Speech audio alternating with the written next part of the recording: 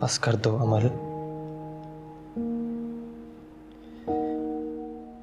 मैं तुम्हें इस तरह रोते हुए नहीं देख सकता। और मैं तुम्हें इस तरह नहीं देख सकती। कितना दुख हो रहा है मुझे तुम्हें इस हाल में देख के। क्या हुआ है मुझे? बिल्कुल बिल्कुल ठीक तो हूं मैं। तुम ठीक नहीं हो। मुझे नजर आ रहा है कि तुम ठीक नहीं हो।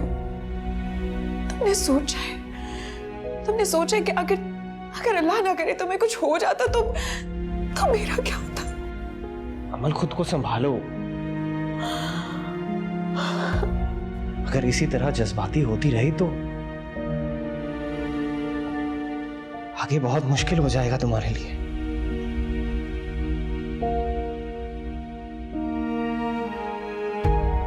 आई एम सॉरी अमल, लेकिन तुम्हें मेरे लिए जज्बाती नहीं होना चाहिए,